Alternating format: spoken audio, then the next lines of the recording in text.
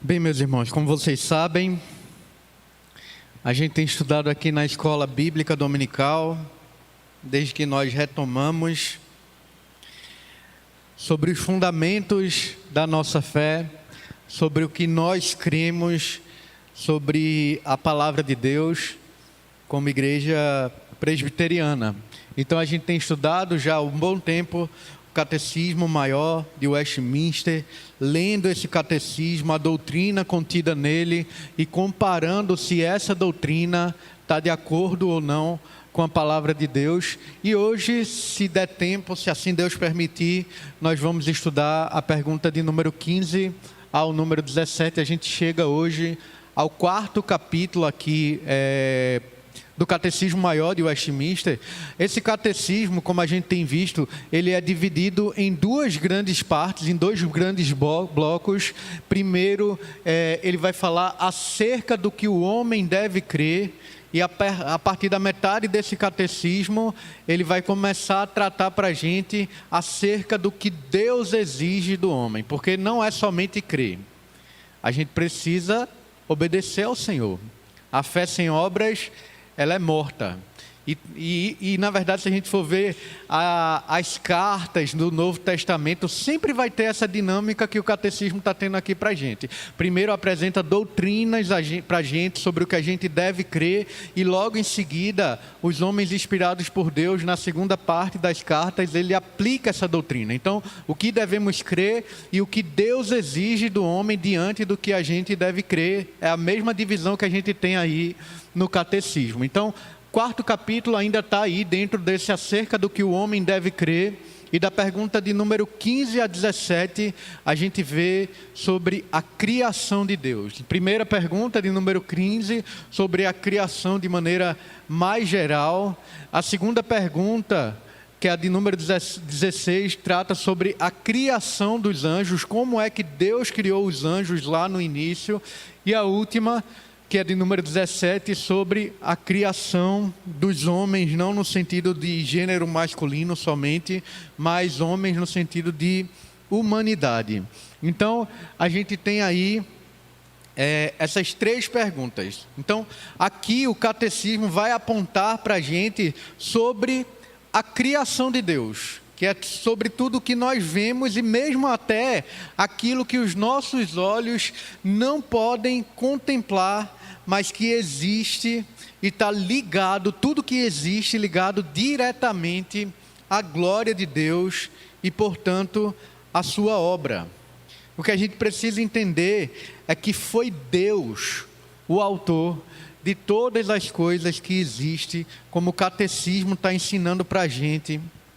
Então, se existe um artista, meu irmão, sobre tudo que existe, sobre a natureza, sobre o nosso próprio corpo, sobre os seres que a gente não pode ver ainda, o artista e criador maior, superior, é o nosso Deus. Se alguém que pode falar de fato, se alguém pode dizer de fato e ser chamado de Criador, esse sem dúvidas é o nosso Deus. Então veja aí o catecismo, o que ele está ensinando para a gente sobre a autoria das coisas que existem. Então, pergunta de número 15, que é a obra da criação? Está começando aqui. E aí o texto diz: a obra da criação é aquela pela qual Deus, pela palavra do seu poder, fez do nada o mundo e tudo quanto nele há. E ele fez isso para si no espaço de 6 dias, e tudo muito bom. É isso que o catecismo diz aqui para a gente, e a gente tem algumas bases bíblicas para analisarmos. Eu peço que você abra aí, em primeiro lugar, no texto principal que trata sobre criação. Vamos lá para o início, Gênesis 1. E a gente vai lendo ele, e eu vou fazendo alguns comentários, certo? Então, o que é a obra da criação? A obra da criação é aquela pela qual Deus, pela palavra do seu poder, fez do nada o mundo e tudo quanto nele há para si, no espaço de 6 dias e tudo mais ou menos. É isso que o catecismo está dizendo aí? Não, tudo muito bom. Quando Deus criou todas as coisas, Ele fez essas coisas de forma perfeita. Então eu vou lendo e a gente vai comentando um pouquinho. Eu sei que o relato de Gênesis 1 é grande, mas é importante que a gente leia, porque é fundamento para a gente sobre essa pergunta e resposta. Perceba uma coisa que é muito interessante na palavra de Deus. A palavra de Deus, ela já coloca como uma verdade para a gente que Deus existe. O primeiro versículo da Bíblia fala: no princípio criou Deus os céus e a terra. Ele não está aqui tentando explicar logo no início para a gente quem é Deus, se Deus existe. A palavra de Deus toma como uma verdade aqui que Deus de fato existe. E lá no início, no princípio, entenda que até o próprio princípio foi criado por Deus, porque Deus, ele é atemporal. Na eternidade não existia tempo, não existia espaço, e aqui está o relato de quando Deus criou o tempo e Deus criou o espaço. No princípio criou Deus os céus e a terra. E aqui a gente precisa entender que os céus representam todo o universo. O exército de estrelas, as galáxias, os planetas, tudo foi criado por Deus aqui. E o texto segue, veja, versículo 2.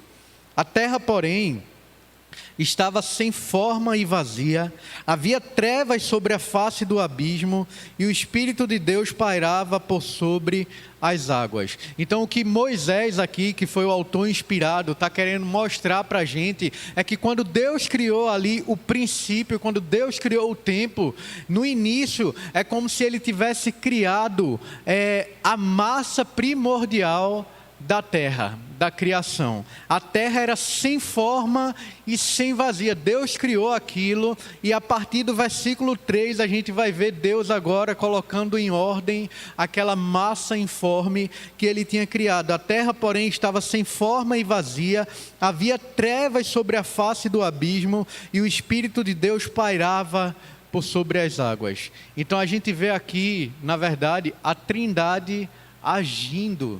A palavra que existe aqui no primeiro versículo, para no princípio criou Deus, é a palavra hebraica que é Elohim. E Elohim significa, Elohim é uma palavra que está no plural. Entenda aqui o que eu estou querendo dizer. A palavra está no plural, então se a gente fosse traduzir à risca, seria: no princípio criou deuses, no sentido plural. E a gente já sabe o que significa isso, mas fala que criou. Veja que o verbo aí está no singular. Embora a palavra Deus aqui, Elohim, seja plural, o verbo está no singular, já mostrando para a gente que, na verdade, esse Deus plural é um Deus único. No princípio, criou Deus.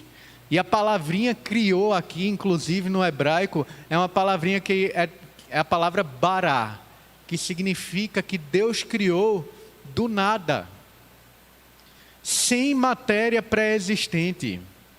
A gente pode criar, por exemplo, um banco como esse, mas para a gente criar um banco como esse, é preciso que tenha tido uma árvore, é preciso a gente se utilizar de alguma matéria pré-existente.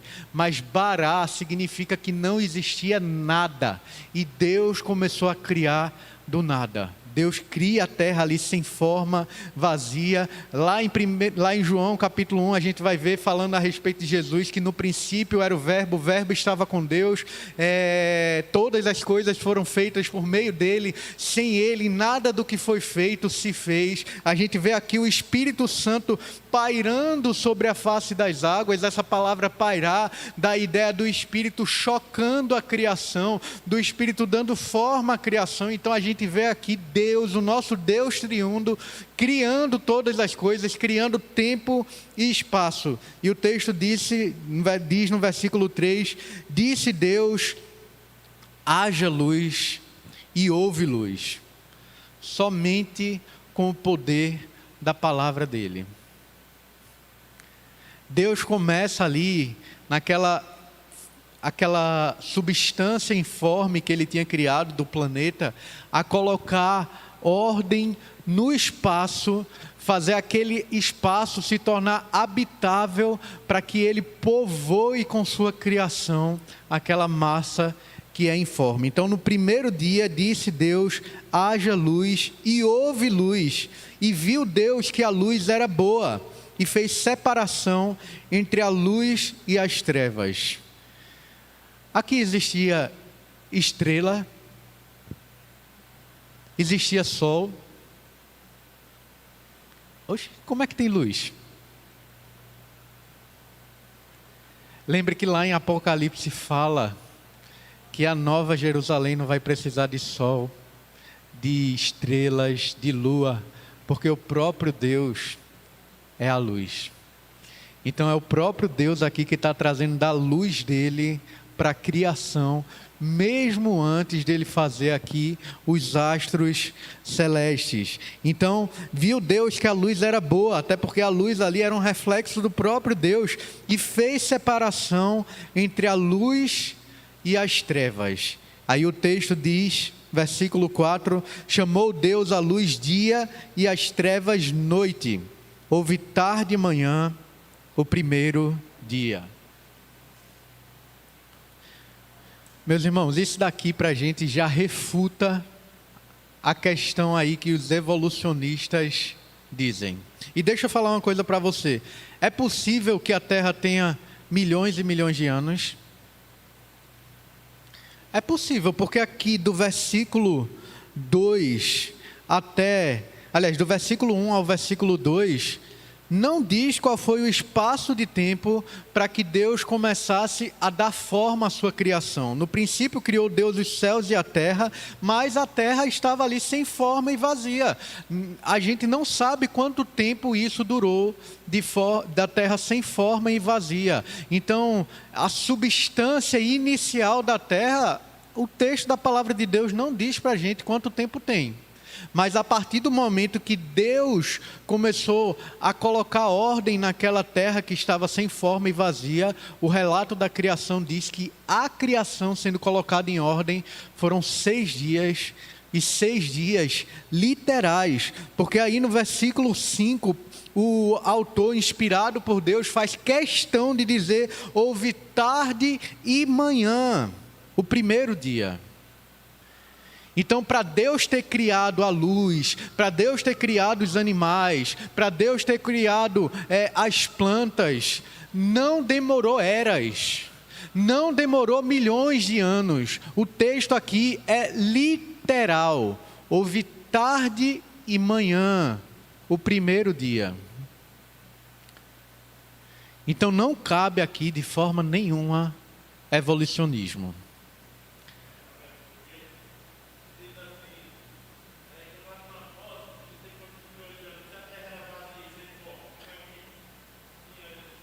Tinha ali de fato a massa já, a substância inicial, né? A gente não sabe quanto tempo teve. Talvez Deus tenha feito isso e um dia, no outro dia ele começou realmente a criar. Mas, por exemplo, os animais foram produzidos de onde? A gente vai ver que foi da terra. Deus já tinha lá no início criado a massa informe. Então, se existe realmente milhões de anos, é porque a substância do animal foi tirada da terra e por um período ela esteve ali sem forma. Mas os dias da criação foram 6 dias literais. literais. Eu estou falando isso não é porque eu sou físico nem nada, não. Eu estudei um pouquinho sobre o que... Tem muitos vídeos interessantes. Se você quer ver sobre a criação, sobre questões físicas, químicas, sobre a criação, não que a gente precise dessas coisas para crer na palavra de Deus, porque Deus ele é inerrante. Mas é interessante a gente ver isso. Se você quiser aprofundar mais nesse assunto, procure um físico brasileiro, crente, no YouTube, chamado Adalto Lourenço. Ele vai falar sobre a criação, sobre aspectos genéticos da criação. Ele vai falar sobre dilúvio, sobre várias coisas. Adalto Lourenço, um homem crente, de fato, físico, mas um físico criacionista que não negocia as verdades da palavra de Deus. Essas coisas que eu estou falando aqui interessantes foi com algumas das palestras dele que eu vi. Mas aqui o texto, versículo 5, está dizendo para a gente: houve tarde e manhã, o primeiro dia. Então não cabe aqui a gente dizer que foram milhões de anos nesses trechos daqui que a gente está lendo. É Moisés que está escrevendo aqui, inspirado pelo próprio Deus, deixando claramente, foi um dia. O primeiro dia Deus fez ali, criou a luz e fez separação entre as trevas e a noite. É suficiente para receber a criação, o restante da criação, as plantas, os animais, o homem.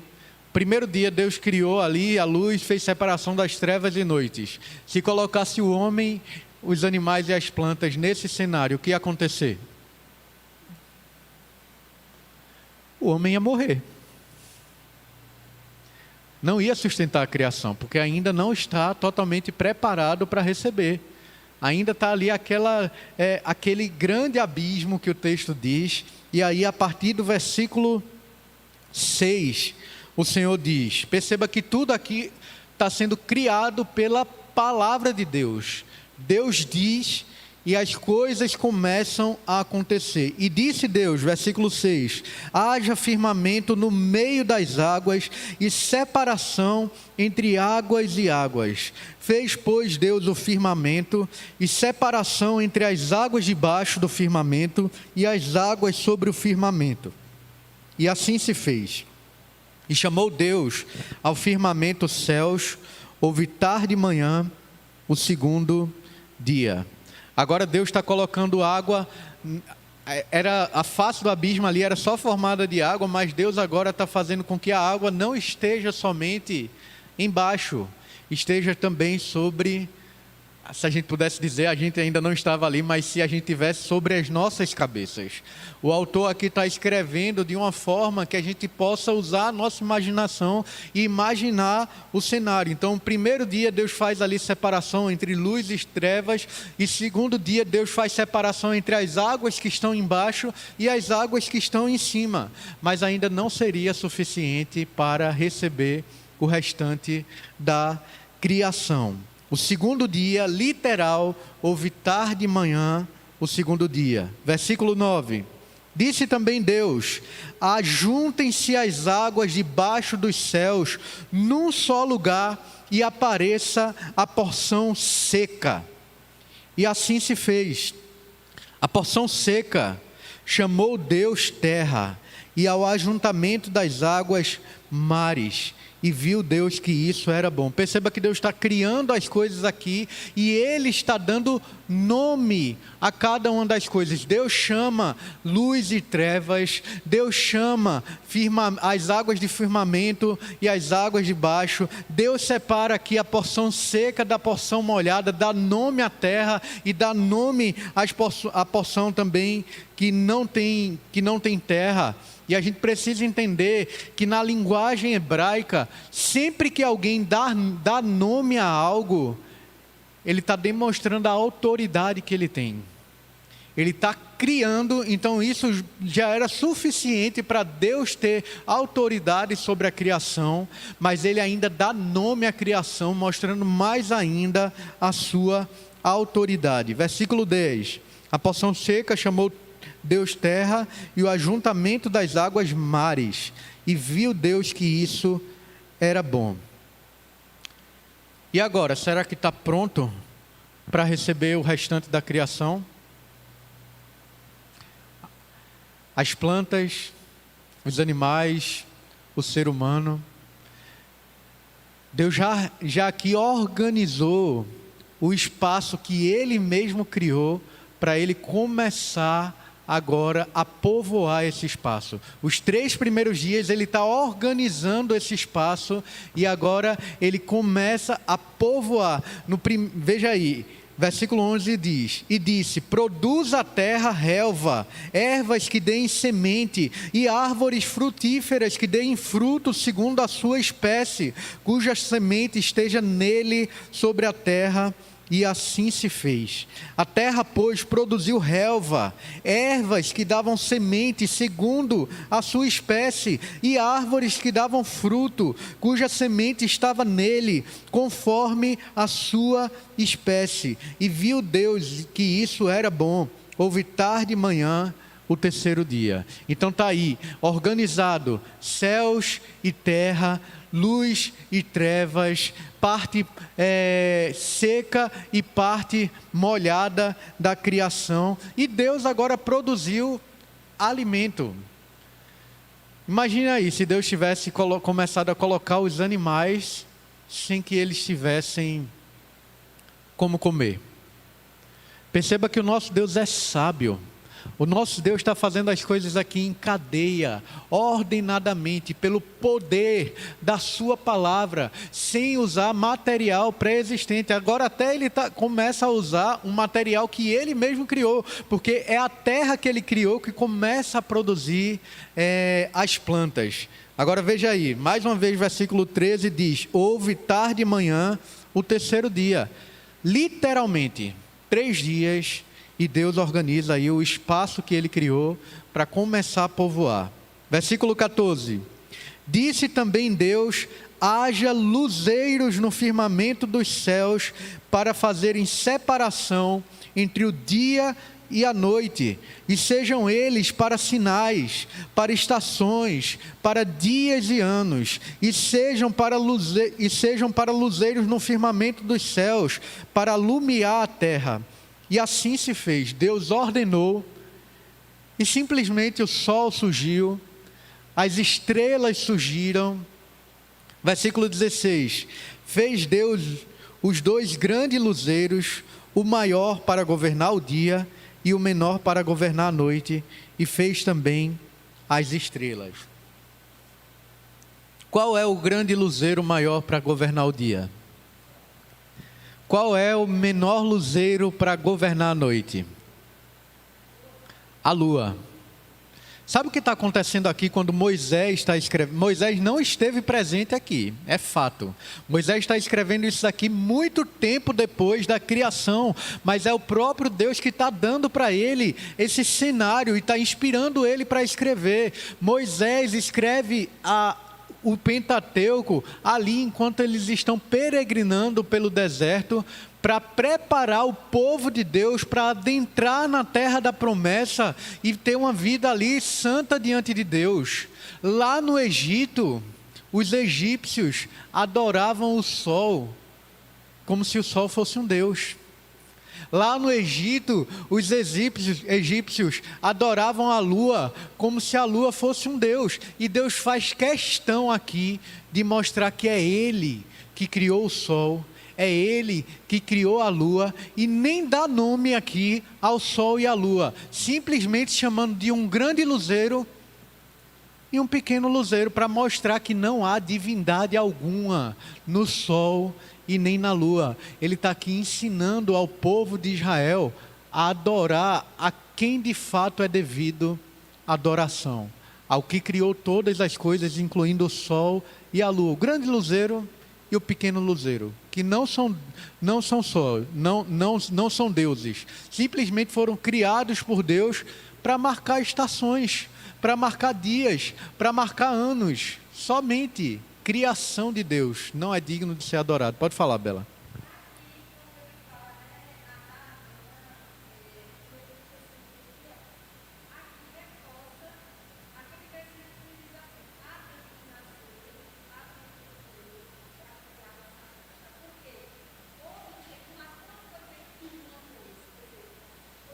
Foi. Isso, exatamente. Deus fez em 6 dias, ordenadamente. Então perceba, o primeiro dia ele fez o quê? Lembra? A luz e as trevas. E agora ele cria parte da criação dele para marcar o que marcaria o dia, aliás, a luz e as trevas, o sol, a lua, as estrelas. O que ele organizou no primeiro dia, agora no quarto dia, ele começa a povoar a criação dele. Veja aí, versículo 16: fez Deus os 2 grandes luzeiros, o maior para governar o dia e o menor para governar a noite, e fez também as estrelas. Deus esvazia totalmente esses astros de qualquer divindade para ensinar ao seu povo que só ele é digno de ser adorado. Versículo 17 aí, o texto diz: e os colocou no firmamento dos céus para alumiarem a terra, para governarem o dia e a noite e fazerem separação entre a luz e as trevas, e viu Deus que isso era bom. O que é que Deus fez no segundo dia? Você lembra?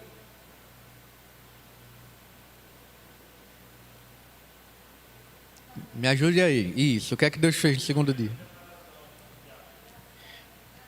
Agora veja aí, houve tarde e manhã, o quarto dia, mais um dia literal. No quarto dia, Deus criou todos os exércitos de estrelas, o sol, a lua. Não foram milhões de anos. Não foram milhões de anos. E sabe o que isso mostra para a gente? É o que o salmista diz para a gente: os céus proclamam a glória de Deus. O firmamento anuncia as obras das suas mãos. Somente com o poder da palavra dele, ele criou em um único dia todos esses astros. Aí às vezes a gente até fica pensando assim: mas será que existe vida fora da Terra? Porque um universo tão grande, será que Deus só povoou a Terra? É o que a palavra de Deus dá a entender a gente. Então para que isso tudo? Para que um universo tão grande? Para proclamar a glória de Deus, para proclamar como Ele é poderoso e majestoso. Mas vamos continuar aqui, versículo 20: disse também Deus: povoem-se as águas de enxames de seres viventes e voem as aves sobre a terra, sobre o firmamento dos céus. Lembre que no segundo dia Deus fez separação aí entre a parte de baixo e o firmamento, e agora ele começa a povoar exatamente aqui no quinto dia esse firmamento, tanto de baixo quanto da terra.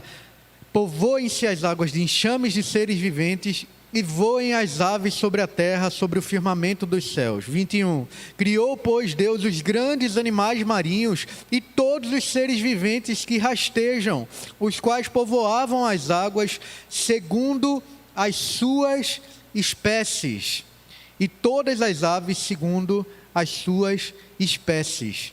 E viu Deus que isso era bom. Sabe aquela pergunta que nos nossos dias fazem? Quem veio primeiro, o ovo ou a galinha? A galinha.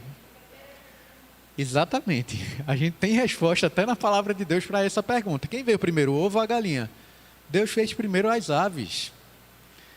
E aí ele dotou essas aves de poder para se multiplicar. Então depois, aí sim veio o ovo, né? Então veja, aqui no versículo 22, exatamente isso. Vamos ler primeiro 21 de novo. Criou, pois, Deus os grandes animais marinhos e todos os seres viventes que rastejam, os quais povoavam as águas segundo as suas espécies, e todas as aves segundo as suas espécies, e viu Deus que isso era bom. Cada coisa que Deus cria, Ele está dizendo aqui, é bom. É bom, é bom. Versículo 22. E Deus os abençoou, dizendo: sede fecundos, multiplicai-vos e enchei as águas dos mares, e na terra se multipliquem as aves. Houve tarde e manhã, o quinto dia. Então, se no segundo dia Deus fez separação do firmamento de cima e do firmamento de baixo, no quinto dia agora Deus está povoando, tudo ordenadamente, perceba. E aí, versículo 24. Disse também Deus: produza a terra seres viventes conforme a sua espécie. animais domésticos, répteis, animais selváticos, segundo a sua espécie, e assim se fez. E fez Deus os animais selváticos, segundo a sua espécie, e os animais domésticos, conforme a sua espécie, e todos os répteis da terra, conforme a sua espécie, e viu Deus que isso era bom. Se no segundo dia Deus tivesse criado esses animais, o que ia acontecer? Morrer afogado. Mas no terceiro dia, Deus faz separação ali da porção seca, da porção molhada, faz com que a porção seca produza relvas, plantas, para que agora, no sexto dia, Deus comece a povoar essa porção seca, já que no quinto dia Ele povoou a porção molhada e os céus. Agora, Ele ordenadamente faz com que a terra produza animais. Ele diz e acontece. E tudo que Ele faz, Ele vê que é bom. E viu Deus que isso era bom. Mas acabou a criação de Deus aí no sexto dia. Agora acontece algo diferente de tudo que Deus criou. Porque até agora Deus está dizendo, está acontecendo. A ordem de Deus faz com que... Eu não consigo imaginar esse cenário. Deus dizendo e as coisas começam a se juntar e criar todas as coisas. É algo tremendo demais. Não sei se isso vai acontecer lá no céu, de Deus mostrar esse cenário aos nossos olhos. Mas se mostrar vai ser maravilhoso demais. Porque imagina aí, Deus dizer e a luz surge. Pode falar, Dorival.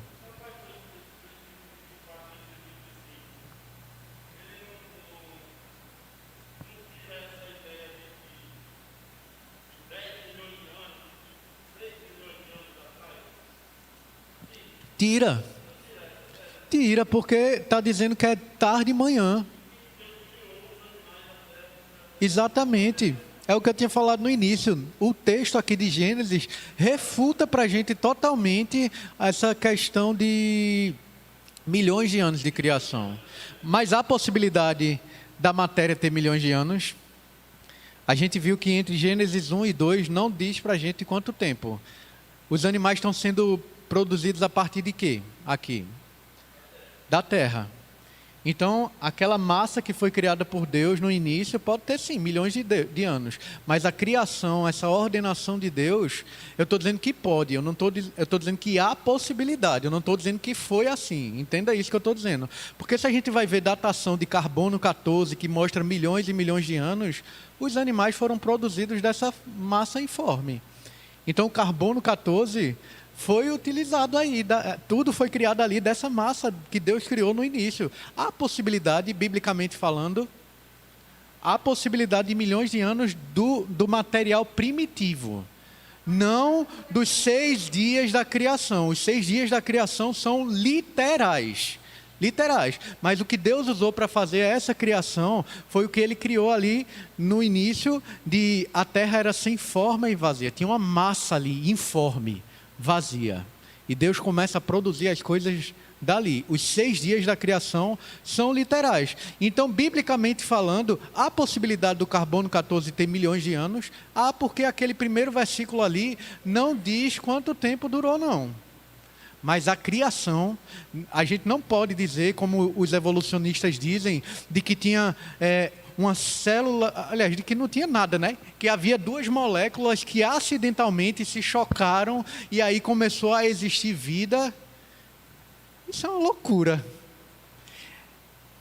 Se eles dizem que se o mundo diz que a gente é louco porque crê no relato da criação, mais loucura é isso.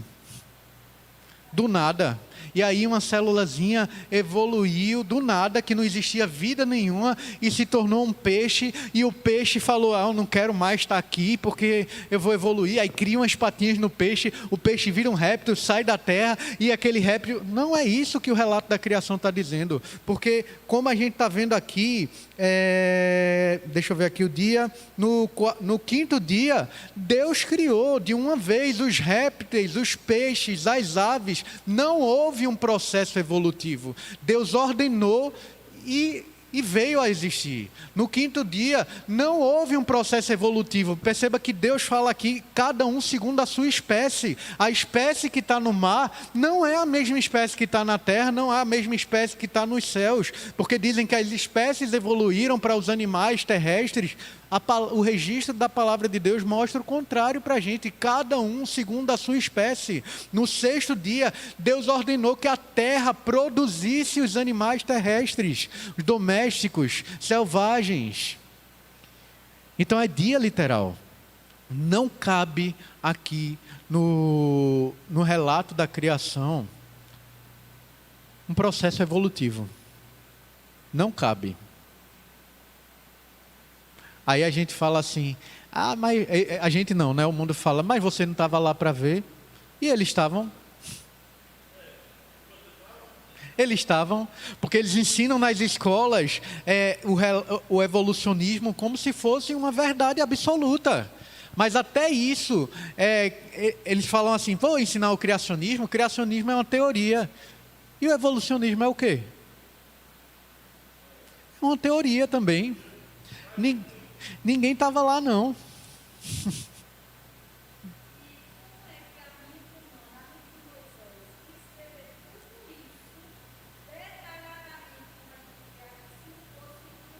Exatamente. Esse é um texto científico. No fim das contas, o propósito dele não é científico, o propósito dele é de fato mostrar que Deus criou todas as coisas e tem autoridade, mas acaba sendo, porque tudo está aqui muito bem ordenado. E isso não podia sair da cabeça de Moisés numa época que não tinha tanta tecnologia como a gente tem hoje, não. É Deus que está inspirando Moisés aqui para escrever para o seu povo. Então perceba aqui, tudo muito bem ordenado. Não há um processo evolutivo. Não há.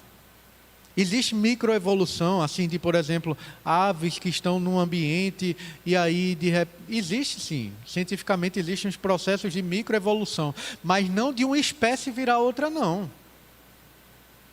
A banana que existe, que existia quando chegaram aqui, que nem a banana na verdade nem é do Brasil, foi trazida de fora. Mas a banana antiga, ela tinha uns caroções enormes. E aí teve um processo evolutivo dentro da própria espécie de banana. Mas de uma espécie virar outra, não. Não é o que a palavra de Deus mostra. Mas até agora Deus está falando, ordenando e tudo está vindo a existir. No sexto dia, após ele criar os animais dessa maneira também, ele cria algo de forma diferente. Ele se envolve de forma mais pessoal sobre esse algo que ele começa a criar. Veja o versículo 26. Também disse Deus, façamos, plural. Veja aí.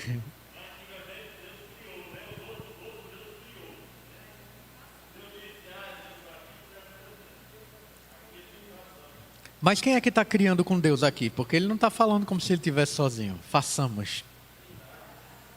A Trindade. Façamos o homem à nossa imagem, conforme a nossa semelhança. Veja aí. Vou fazer o homem de forma diferente. O homem, a humanidade, a coroa da criação de Deus. Até agora, o que ele criou, algo foi criado segundo a imagem e semelhança de Deus? Não. Agora Deus não somente ordena, a gente vai ver que Deus modelou o homem, criou o homem e sopra ali o fôlego de vida e o homem passa a ser alma vivente. Mas ele fala aqui, façamos o homem conforme a nossa imagem, conforme a nossa semelhança. E aqui ele começa já a descrever algumas características do que seria imagem e semelhança de Deus. Quem é que tem domínio sobre toda a criação? Deus. Quem tem autoridade sobre toda a criação? Deus. Mas agora Deus vai partilhar desse domínio e autoridade que ele tem com o homem, que é imagem e semelhança dele, que é representante dele em toda a criação. E ele fala assim, olha, tenha ele, o homem, domínio sobre os peixes do mar, sobre as aves dos céus, sobre os animais domésticos, sobre toda a terra e sobre todos os répteis que rastejam pela terra. Criou Deus, pois, o homem à sua imagem, a imagem de Deus o criou, homem e mulher o criou. Não é só o homem aqui que tem a imagem de Deus, não, viu? Imagem e semelhança de Deus. A mulher também é imagem e semelhança de Deus. Então perceba, Deus cria o homem, a imagem e semelhança de Deus, isso significa que o homem ia refletir quem Deus é. Deus é um ser inteligente, Deus deu inteligência, raciocínio, razão para o homem. Deus é um Deus criativo, Deus deu criatividade para o homem, e Ele fala agora, olha, domine sobre a criação, transforme essa criação. É o que a teologia chama de mandato cultural. Deus aqui ordena ao homem que ele tenha domínio sobre a criação, cuide da criação para o seu próprio benefício. O que Deus está falando aqui é produza cultura, desenvolva a criação, faça tecnologia com essa criação, se utilize da criação. O que Deus está falando aqui para o homem é trabalhe. Antes da queda. A queda não, o trabalho não é consequência da queda. A gente vai ver isso mais à frente também. Mas veja aí, versículo 27, criou Deus, pois o homem à sua imagem, a imagem de Deus o criou, homem e mulher os criou, e Deus os abençoou e lhes disse, sede fecundos, multiplicai-vos, enchei a terra e sujeitai-a, dominai sobre os peixes do mar, sobre as aves dos céus e sobre todo o animal que rasteja pela terra. Deus estabelece aqui, no 2º capítulo isso fica mais claro para a gente, mas Deus estabelece aqui também casamento. Porque como é que o homem vai se multiplicar?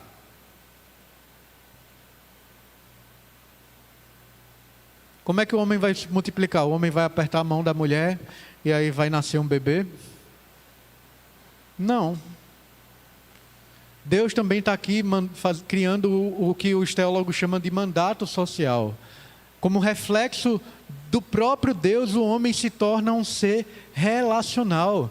O relacionamento de Deus é tão perfeito desde toda a eternidade que Deus Pai, Deus Filho, Deus Espírito Santo é um único Deus. Desde toda a eternidade, Deus já era relacional ali na própria Trindade. E agora Deus cria o homem e cria a mulher para que o homem se relacione e para que o homem se multiplique, para que o homem multiplique essa imagem e semelhança de Deus. Porque Deus diz, olha, se multipliquem e se espalhem pela terra. Porque o homem e a mulher fazendo isso ia levar a imagem e semelhança de Deus por toda a terra. Ia refletir Deus por toda a terra. O governo de Deus dado ao homem aqui para governar em submissão ao próprio Deus, estaria ali se espalhando por toda a terra. E Deus estabelece aqui no início já casamento, relação sexual, que muitas vezes nos nossos dias se torna um tabu de ser falado dentro da igreja. Sexo é puro, meu irmão. Sexo é bom, foi criado pelo próprio Deus, não há impureza nenhuma quando ele é utilizado da forma que Deus estabelece na sua palavra, dentro do casamento. O que tornou o sexo impuro foi o pecado, que começou a distorcer a forma que Deus estabeleceu para ele. Então não há impureza. Quando Deus cria o homem e a mulher, na verdade, quando ele acaba aqui o 6º dia, nos outros dias ele vai dizendo, olha, é bom, é bom, é bom, é bom. Mas quando ele acaba de criar o homem e a mulher, ele diz que é muito bom. Então a gente precisa também estudar e aprender sobre sexualidade dentro da igreja. Porque se a gente não vê essa questão tão importante, ordenada por Deus na palavra dele, se a gente não vê na palavra de Deus, o mundo está aí para ensinar os nossos filhos, o mundo está aí para ensinar as nossas crianças através de desenhos animados que estão aí distantes da palavra de Deus, através de ideologias e de cartilhas do governo que são totalmente contrárias à palavra de Deus. A gente precisa aprender sobre essa área na palavra de Deus. E aí eu queria estimular até você, em maio, se Deus quiser, aí no mês da família, a gente vai estudar sobre questões como essas, de sexualidade, a sexualidade que Deus deseja para o seu povo. Então entenda, sexo não é impuro, se praticado segundo os parâmetros que o próprio Deus estabelece. Deixará homem, o seu pai e a sua mãe, e se unirá à sua esposa. Não é poligamia. A sua esposa é estabelecido por Deus. Ainda não está aqui, está no 2º capítulo relatado, mas eu já estou dando o que os adolescentes e jovens chamam nos nossos dias, já estou dando um spoiler. Mas deixará o homem, o seu pai e a sua mãe, e se unirá à sua esposa. E esses dois serão uma só carne. Macho e fêmea se unindo. Adão e Eva. No relato da criação, Deus estabelece como é casamento também. Casamento é entre um homem e uma mulher. Não é entre um homem e várias mulheres. Não é entre uma mulher e vários homens. Não é entre um homem e outro homem. Não é entre uma mulher e outra mulher. Deus estabelece isso já no início. Sabe por que a gente está aqui hoje? Porque Deus fez Adão e Eva. Já pensou se Deus tivesse feito Adão e Ivo? Acabou. Já está extinta a humanidade, porque não vai ter como se multiplicar. Então tudo que foge ao que está contido aqui é desobediência a Deus, é Deus que estabeleceu. Deus ali não somente colocou a regra do homem não comer do conhecimento do fruto do bem e do mal, não. Deus falou, trabalhe, domine sobre a criação, case, se una à sua esposa e se multiplique. Inclusive é uma outra aspas que eu queria abrir aqui, porque muitos nos nossos dias, crentes, dizem que não querem ter filhos. Se é crente e Deus deu condição de se multiplicar, você de forma egoísta dizer que não quer ter filhos porque o mundo é mau, você está desobedecendo, porque você tem a oportunidade de multiplicar a imagem de Deus, de discipular o coração dessa criança para que ele seja uma bênção nessa terra e para que ele abençoe a criação. Então se você tem condição de ter filhos e você diz que não vai ter filho, você está pecando. Porque é uma ordem de Deus. Se casou, é para se multiplicar, para espalhar a imagem de Deus por toda a terra. É claro que vai ter casos de pessoas que não têm condição de esterilidade.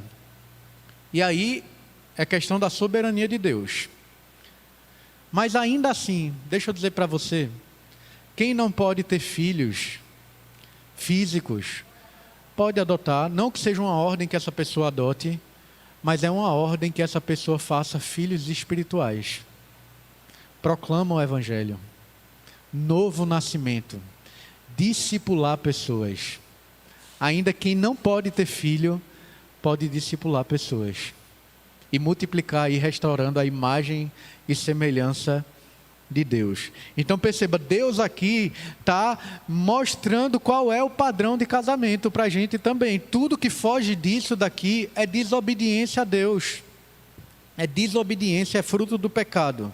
Vamos lá ainda, eu parei no versículo 28. E Deus os abençoou e lhes disse, sede fecundos, multiplicai-vos, enchei a terra, sujeitai-a, dominai sobre os peixes do mar, sobre as aves dos céus e sobre todo animal que rasteja. E disse Deus ainda, eis que vos tenho dado todas as ervas que dão semente e se acham na superfície de toda a terra, e todas as árvores em que há fruto que dê semente, isso vos será por mantimento. Então aqui no Éden era uma dieta de fato vegetariana, viu? O homem não comia carne. A morte ainda não tinha entrado na humanidade. Mas depois Deus, o próprio Deus dá lá em Noé que o homem coma carne também. Então essas ideologias que dizem no nosso dia de veganismo, que não se deve comer carne, mentira, porque foi o próprio Deus que deu permissão.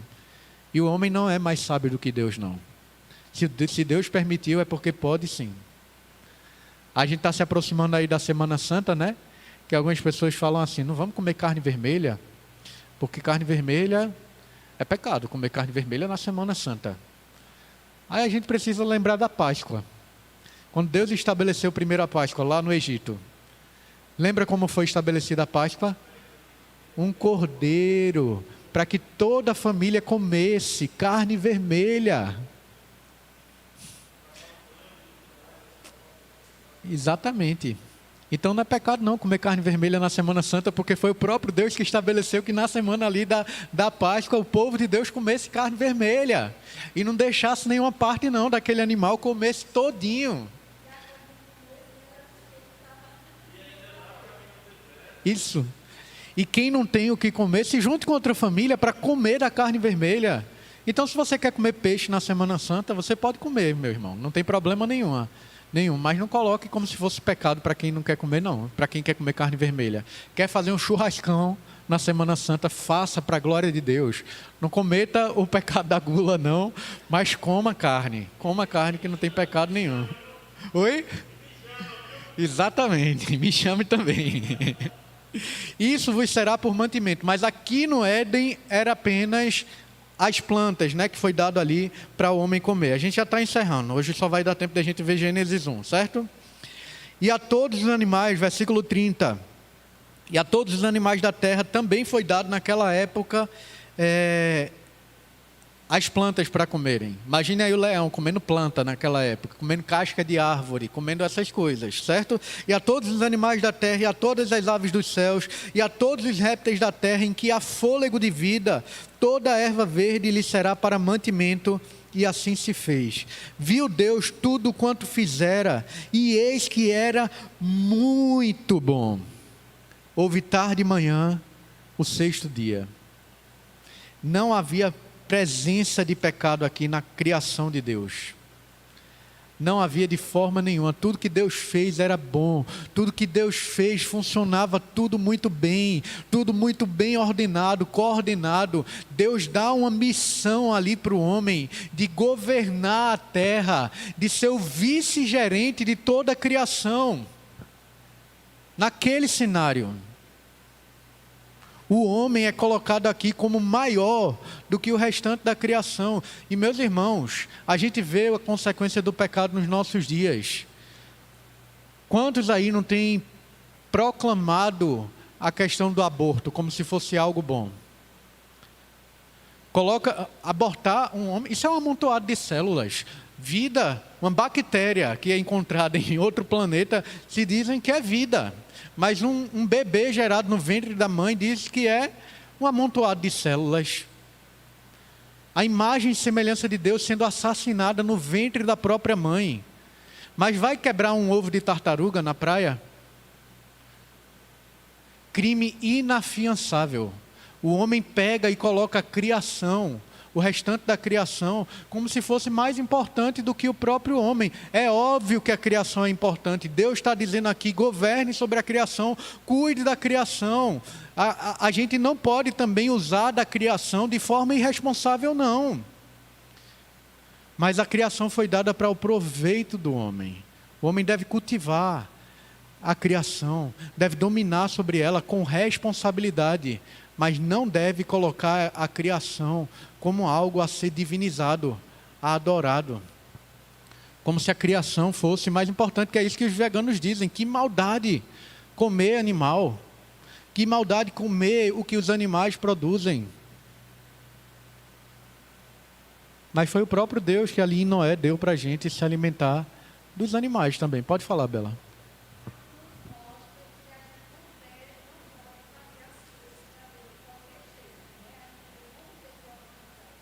Exatamente.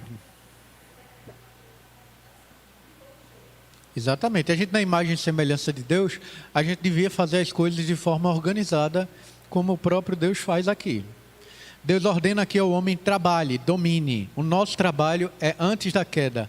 casamento. A gente vai ver ali no 2º capítulo que Deus fez a mulher para ser auxiliadora do homem. Então, submissão da mulher não é fruto da queda, já acontecia antes da queda. Homem e mulher, imagem e semelhança de Deus, com papéis estabelecidos pelo próprio Deus para o bom funcionamento, não significando que o homem é superior à mulher e a mulher é inferior, simplesmente significa o papel. Deus dá a missão ali do homem de ser o vice-gerente da criação, de governar, de dominar sobre a criação. Deus dá essa missão, esse trabalho para o homem, e agora Deus também dá a mulher para ser submissa ao homem. O homem deveria fazer isso tudo para a glória de Deus, dominando a criação, e agora Deus dá uma auxiliadora para o homem nessa missão do homem. Submissão significa estar sob a missão de alguém. Deus deu a missão para o homem de glorificar Ele com a criação, com o trabalho, com o casamento, e Deus dá a mulher para auxiliar o homem nessa missão de glorificar a Deus. Está estabelecido aqui já desde o Gênesis também. Trabalho, casamento, relacionamento entre as pessoas. E eu queria ler só o finzinho aqui do capítulo 2, que mostra quando Deus descansou, e é estabelecido para a gente algo também aqui. Assim, pois, foram acabados os céus e a terra e todo o seu exército, e havendo Deus terminado no dia 7º a sua obra que fizera, descansou nesse dia de toda a sua criação, de toda a sua obra que tinha feito.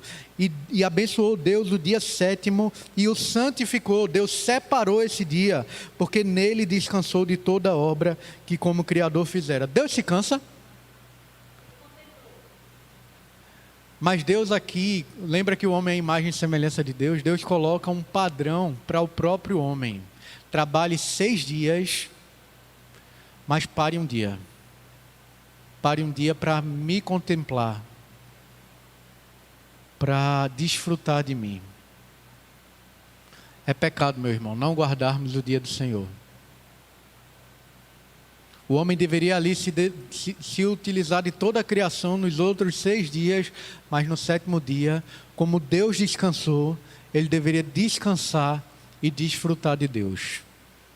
Esse padrão do 7º dia depois em Cristo foi mudado para o 1º dia, mas isso é um outro dia que a gente estuda aí para ver como é que isso aconteceu. Mas aqui também é um mandato espiritual do homem cultuar o Senhor, do homem parar todas as suas atividades para focar em Deus, para descansar. Eu disse isso quarta-feira passada lá no pequeno grupo. Sabe por que muitas vezes a gente está doente no nosso dia a dia? Porque a gente trabalha de domingo a domingo, desobedecendo ao Senhor. Aí tem gente adoecendo emocionalmente, tem gente adoecendo fisicamente, porque não obedece à ordenança do Senhor. Você tem 6 dias para trabalhar. Você tem 6 dias para estudar, que também é desenvolvimento do mandato cultural. Aí muitas vezes o que você diz é: eu vou ter prova essa semana, então eu vou estudar no dia de domingo. Porque foi irresponsável no resto do dia, da semana, não administrou bem o tempo, e aí quer estudar no dia que era para cultuar o Senhor. Quer trabalhar no dia que era para cultuar o Senhor. E às vezes até espiritualiza, né? Não, mas eu estou sendo responsável com o que Deus tem colocado na minha mão. Mas Deus botou 6 dias para você fazer isso. Esse dia de descanso é para ser obedecido. E perceba que não foi Moisés que estabeleceu isso lá na lei. Esse é um mandato criacional. Trabalhar é algo que foi dado ali na criação. Casamento, relacionamento foi dado ali na criação. E descanso, como culto ao Senhor, foi dado também ali na criação. É antes da queda. O homem já deveria obedecer a Deus nessas 3 áreas. Então aqui a gente vê o relato da criação. Bem diferente do que o mundo tem relatado para a gente. E Deus já estabelece muitas coisas para a nossa vida desde aqui. E aí, meu irmão, você tem trabalhado para o Senhor? Você tem trabalhado? Você tem obedecido a ordem do Senhor de dominar sobre a criação, de desenvolver cultura? Ou você tem sido alguém preguiçoso? Ou você tem sido alguém irresponsável? E se você tem trabalhado nos dias que Deus ordenou para você trabalhar? Ou você tem trabalhado também no dia que Deus disse para você não trabalhar? Perceba que a bênção do dia do Senhor, do dia separado pelo Senhor, o dia não foi feito, como Jesus fala lá, olha, o homem não foi feito por causa desse dia. Na verdade, foi o dia que foi feito por causa do homem, para que o homem descanse, para que o homem se renove no Senhor, para que o homem desfrute do Senhor. Então, na verdade, quem perde é a gente por quebrar esse mandamento, porque é para o nosso próprio benefício, não é para o nosso malefício não, meu irmão. Ali no Éden o homem trabalhava, e ele não trabalhava simplesmente para obter o sustento dele não, porque ele sabia que o sustento dele vinha de Deus, era Deus que provia para ele o sustento que era advindo do trabalho dele. Mas muitas vezes hoje a gente trabalha até no dia que não é para trabalhar, porque a gente acha que depende do nosso braço, que depende da nossa força, o nosso sustento, mas o nosso sustento vem do Senhor. Então obedeça ao Senhor, desfrute das bênçãos do Senhor, obedeça o dia do descanso também, confiando de que Deus tem provisão para a gente. Ele tem provisão para a gente. Ele é fiel. Então, em nome de Jesus, se você tem desobedecido ao Senhor nesse aspecto, peça perdão a Ele, se arrependa e desfrute com prazer do dia do Senhor. Que é um dia de a gente se encher do nosso Deus, de se relacionar com o nosso Deus. Não que nos outros dias não devamos fazer também para nos relacionarmos com Deus, mas para a glória do nosso Deus também. Ia falar, Gorete? Então é isso, meus irmãos. Está aqui o relato da criação. Só deu para a gente ver essa primeira pergunta, que é a obra da criação. A obra da criação é aquela pela qual Deus, pela palavra do seu poder, Deus não criou pela palavra do seu poder as coisas, como a gente viu aqui no relato, fez do nada o mundo e tudo quanto nele há para si, no espaço de 6 dias, e tudo muito bem. A pergunta e resposta aqui do catecismo é contraditória com a palavra de Deus aqui, o relato de Gênesis 1? De forma nenhuma. Semana que vem, se Deus permitir, a gente vê aí ainda os outros textos que fundamentam essa parte aí da primeira pergunta e resposta do catecismo. Então, tudo que a gente que a gente tem para fazer, meu irmão, é para a glória de Deus, como imagem e semelhança de Deus. Trabalhe, estude, para a glória de Deus, com dedicação. Não deixe que o seu trabalho e o seu estudo se torne o Senhor da sua vida, mas utilize o seu trabalho e o seu estudo para servir ao Senhor também, porque quer a gente coma, quer a gente beba, quer a gente faça qualquer outra coisa, deve ser feito para a glória do nosso Deus. E obedeça ao Senhor, no casamento, no padrão que Deus estabeleceu na palavra dele, e a forma de nos relacionarmos com Deus também, que a gente vai aprofundar mais à frente, quando a gente estiver vendo mais específico o relato da criação do homem ali, na pergunta de número 17. Semana que vem a gente acaba aqui essa primeira pergunta, se o tempo der, a gente vê a criação dos anjos, como Deus criou os anjos, e a gente vê como Deus criou o homem também. Então, glória a Deus que não nos deixe entregue ao nosso próprio coração e dá instrução para a gente, desde aqui do iniciozinho, de Gênesis 1, Gênesis 2 e Gênesis 3. Vamos orar ao Senhor mais uma vez, pedindo que Ele nos ajude a pôr em prática, a obedecê-lo no que a gente aprendeu aqui essa manhã.